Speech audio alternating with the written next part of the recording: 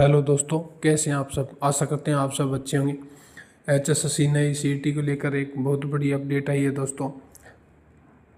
तो इस वीडियो में बात करेंगे कि नया CET कब तक हो जाएगा। CET को क्वालिफाई बनाए जाने पर भी बात चल रही है कि जो पुराना वाला CET था उसमें पोस्ट के 4 गुना ही उम्मीदवारों को बुलाया गया था, लेकिन इस बार सभी उम्मीदवारों की जिनका CET पिछली भर्ती में नहीं हुआ था उनकी मांग है कि इस बार CET को क्वालिफाई किया जाए, ताकि जिन सभी का CET पास हो जाए उन्हें CET में बैठने का मौका मिले।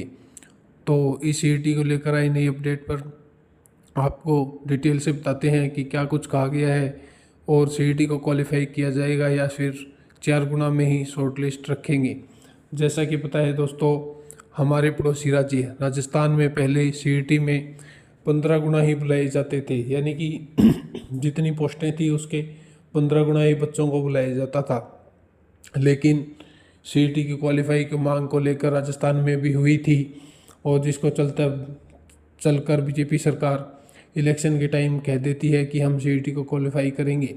इसको लेकर ही अब राजस्थान में तो CET को क्वालिफाई कर दिया है, लेकिन अब बात चल रही है हरियाणा की कि हरियाणा में नया CET कब तक होगा और जो नया CET है इसकी पॉलिसी में कब तक संशोधन हो जाएगा। संशोधन होने के बाद में आपके फॉर्म शुरू कब कहाँ से कब तक होंगे, ग्रुप C या D दोनों का CET होगा या फिर ग्रुप C का ही CET होगा, और एग्ज़ाम डेट भी आपको बता दी जाएगी कि CET कब तक होगा। तो चलिए दोस्तों, वीडियो की शुरुआत करते हैं।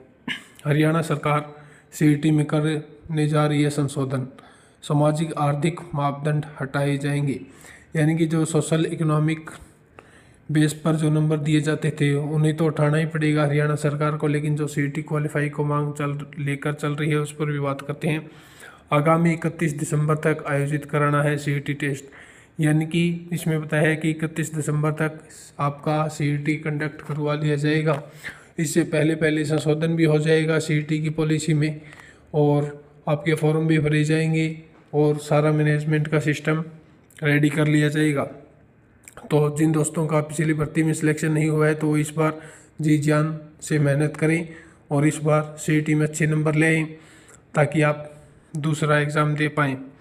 यह बताया है कि हरियाणा सरकार ग्रुप C व ग्रुप D पदों के लिए कॉमन एलिजिबिलिटी टेस्ट यानी कि CET में संशोधन करने जा रही है। इसका मुख्य कारण हरियाणा पंजाब हाई कोर्ट की तरफ से जो सामाजिक आर्थिक मापदंड अंकों को समाप्त करना है। CET के इच्छुक युवाओं की मांग है कि CET में संशोधन किया जाए। उनकी मुख्य मांग तो पिछली बार भी यही रही थी CET को लेकर कि CET को क्वालिफाई माना जाए, ताकि इस टेस्ट के आधार पर होने वाली पदों की भर्ती प्रक्रिया में ज़्यादा से ज़्यादा उम्मीदवार भाग ले सकें, मुख्य रूप से वे परीक्षा में बैठ सकें। अभी CET पास उम्मीदवारों में से 4 गुना को ही शॉर्टलिस्ट करने का प्रावधान है, मगर वास्तव में 4 गुना भी शॉर्टलिस्ट नहीं हो पाते हैं।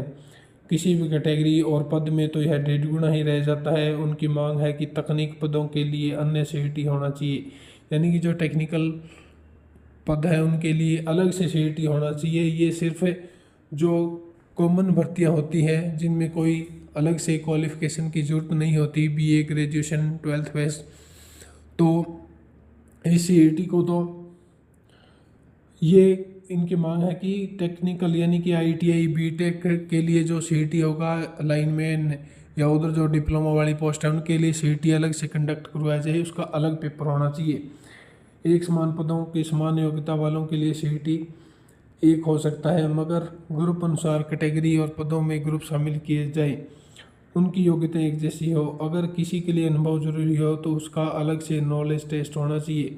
प्रदेश सरकार की तरफ से अभी CET पास उम्मीदवारों से 4 गुना के बजाय 7 गुना पर शॉर्टलिस्ट करने का विचार चल रहा है, यानी कि प्रदेश सरकार चाह रही है कि अब जो 4 गुना को शॉर्टलिस्ट किया जाता है उसके स्थान पर 7 गुना भी बहुत कम है दोस्तों। जो राजस्थान कितना बड़ा स्टेट है उसमें 15 गुना बच्चे बुलाए जाते थे, लेकिन उसमें भी 15 गुना बहुत ही कम रह जाते थे, इसलिए 7 गुना से बात नहीं बनने वाली है। कम से कम 15 से 20 गुना तो हो।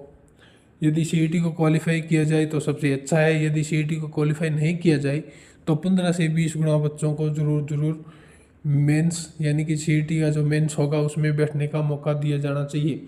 इस पर आपकी क्या राय है हमें कमेंट्स बॉक्स में बताएं। मगर अंतिम फैसला मुख्यमंत्री नायब सिंह सैनी के स्तर पर होगा।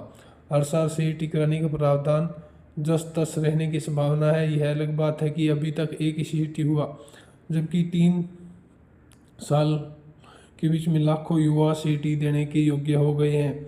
मगर अब सीईटी आयोजित न करवाने के कारण वे भर्ती प्रक्रिया में शामिल नहीं हो सकते।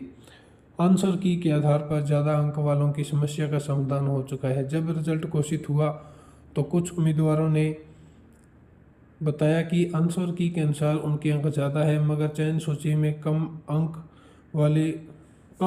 वाले उम्मीदवार शामिल है। इस पर आयोग से पूछा गया तो कुछ उम्मीदवारों ने इस संबंध में समस्या का पता चला, उनका समाधान हो चुका है। जो संशोधित रिजल्ट था वो भी जारी हो चुका है, यानी कि जिन दोस्तों के कट ऑफ से ज़्यादा नंबर थे उनका किसी कारणवश नाम नहीं है, उनका भी नाम आ चुका है। कॉमर्स ग्रुप का रिजल्ट घोषित किया जाए, ये कॉमर्स वाले ग्रुपों का जो रिजल्ट घोषित नहीं किया गया, इस पर भी मांग चल रही है कि उनका रिजल्ट घोषित जल्द से जल्द किया जाए। तो दोस्तों आप क्या चाहते हैं, सीईटी को क्वालिफाई कराना या फिर 10 या 15 से 20 गुना बनाना? इस पर आप अपनी राय कमेंट बॉक्स में ज़रूर दें। और सीईटी के लिए नई अपडेट और जो सीईटी के लिए कैसे आपको एग्ज़ाम प्रिपरेशन करनी है, इसको लेकर हमारे साथ जुड़े रहें। वीडियो में देखने के लिए